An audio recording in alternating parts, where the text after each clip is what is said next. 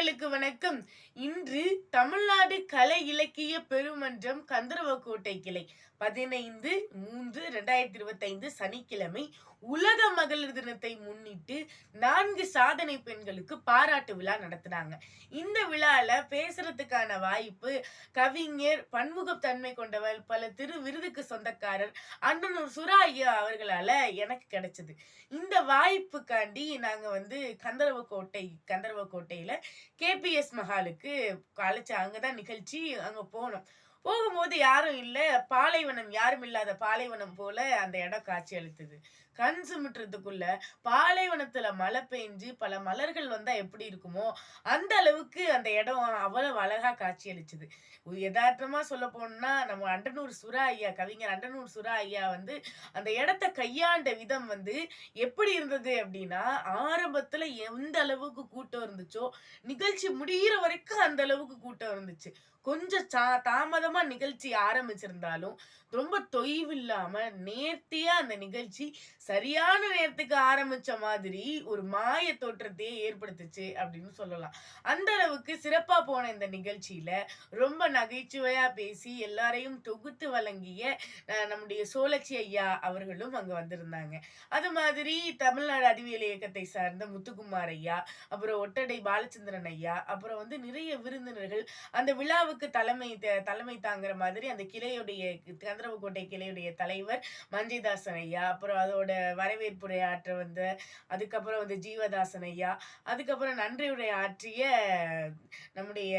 உரை ஆற்றியவர்கள் அப்படின்னு பல பேர் அந்த விழாவை அலங்கரிச்சாங்க. எப்படி ஒரு மேடையில மலர்களால அலங்கரிச்சா எப்படி இருக்குமோ அதே மாதிரியே நம்முடைய சிறப்பு விருந்தினரா நம்ம அந்த இடத்தையே அலங்கரிச்ச ஒரு மாபெரும் ஒரு மனிதர்கள் 2 பேர் வந்திருந்தாங்க. யாருன்னா கந்தர்வக்கோட்டுடைய வட்டாட்சியர் எம் ரமேஷ் ஐயா அவர்களும், ஒரு மருத்துவர், டாக்டர், அதாவது ஆர்த்தோடைய மருத்துவர், அவர் எம் செல்லப்பன் ஐயா அவர்களும் அங்க வந்திருந்தாங்க.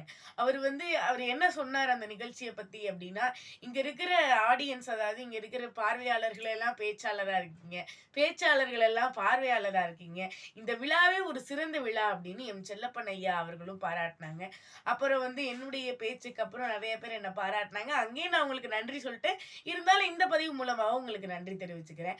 அதுக்கப்புறம் 4 சாதனை பெண்மணிகளை பத்தி ஒவ்வொருத்தர் எங்க இருந்து வராங்க, அவங்களுடைய பயோ என்ன அப்படின்னு முழுமையா சொல்லி ஒரு நோக்க உரையே ஒரு வித்தியாசமா கொடுத்த கவிஞர் அண்டனூர் சுரா ஐயா அவர்களுடைய உரை அங்க இருந்தவங்க எல்லாரையும் கவர்ந்தது.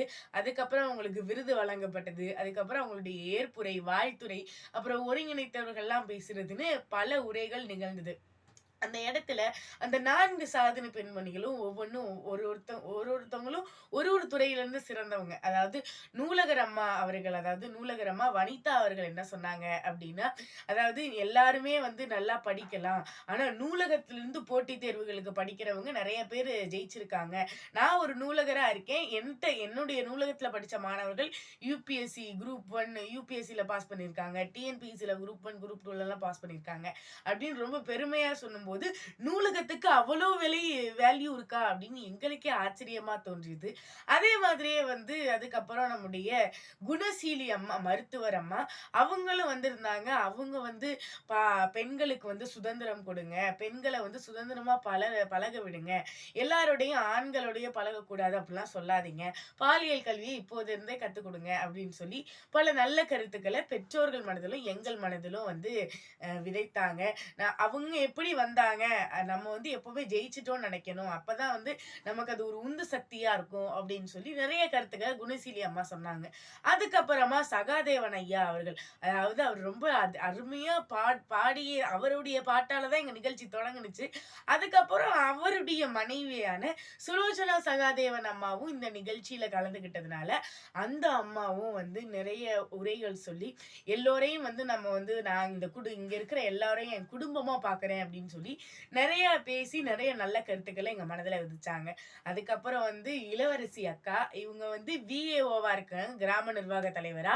அதனால வந்து அந்த இளவரசி அக்கா வந்து வாக்குரிமைக்காண்டி தேர்தல் ஆணையத்தோட பரிந்துரை செய்யப்பட்டு ஆளுநர்கிட்ட தமிழ்நாட்டுல விருது வாங்கினவங்க. அவங்க வந்து விருது வாங்கி அவங்க என்ன சொன்னாங்கன்னா, நீங்க ஒரு குடும்பத்துல இருந்து நீங்க என்ன ஆரம்பிக்கிறீங்களோ, ஒரு அரசியல் சீர்திருத்தம் எடுக்கணும் அப்படின்னா, அது உங்க குடும்பத்துல இருந்து தான் தொடங்கணும் அப்படின்னு சொல்லி நல்ல நல்ல கருத்துக்களை சொன்னாங்க. இந்த மாதிரி இந்த விழாவே ஒரு கலை கட்டா இருந்துச்சு அப்படின்னு சொல்லலாம். அந்த அளவுக்கு நிறைய கருத்தாழமும், ரொம்ப கருத்துக்களும், ஒரு செறிவும், அந்த இடத்துல ஒரு நிம்மதியான நீங்க நிறைய தெரிஞ்சுக்கிட்டோம் அப்படின்னு நிறைவோட போற விழாவா இந்த விழா இருந்துச்சு. போற வரைக்கும் நான் ஆரம்பத்திலே சொன்ன மாரி ஆரம்பத்துல இருந்த கூட்டம் முடியிற வரைக்கும் அவ்வளோ மகிழ்ச்சியா, நெகிழ்ச்சியா அந்த தருணங்கள்லாம் நெறையா இருந்தது. செல்லப்பன் ஐயா கூட பேசும்போது இந்த தமிழ்நாடு கலை இலக்கிய மன்றத்த கலை இலக்கிய பெருமன்றத்த உருவாக்குன ஜீவா ஐயா அவர்கள பத்தி பேசுனாங்க. அவரு வந்து கடைசியில எனக்கு ஆரஞ்சு பழம் குடுக்குற மாரி சொன்னாங்க அப்படின்னு சொல்லும்போது, அவரு கண்கள் எல்லாம் கண்ணீர் வந்தது. அதே மாரியே வந்து கந்தரவக்கோட்டையுடைய வட்டாட்சியர் பேசும்போது கூட, அதாவது ரமேஷ் ஐயா பேசும்போது கூட, அவர் பெண்கள பத்தி பேசும்போது, அவருடைய பெண்கள் எல்லாம் நினைச்சு அவருக்கு கண் கலங்கி தடுமாற்றமே ஏற்பட்டது. அந்த மாதிரி அவரு வந்து எல்லார் மேலயும் அக்கறை எடுத்து, அந்த 2 சிறப்பு விருந்தினர்களும் கிட்டத்தட்ட 2 1/2 மணி நேரம் அந்த விழா நடக்கிறப்ப வந்தவங்க, முழுமையா இருந்து எல்லாத்தையும் பார்த்துட்டு போனாங்க. அந்த அளவுக்கு ஒரு நல்ல நிகழ்ச்சியா இந்த நிகழ்ச்சி அமைஞ்சது. எனக்கு இங்க பேச வாய்ப்பு தந்ததுக்கு மிக்க மிக்க நன்றி. நான் அந்த இடத்துல பேசினதுல ரொம்ப பெருமகிழ்ச்சி அடைகிறேன் என்று கூறி உங்களிடமிருந்து விடைபெறுவது நான் உங்கள் திஷா வீராஜ். ஊராட்சி ஒன்றிய நடுநிலைப்பள்ளி சவாய்ப்பட்டியில் 8ஆம் வகுப்பு பயின்றுகிறேன். உங்கள் சிந்தனையில் நான். நன்றி, வணக்கம்.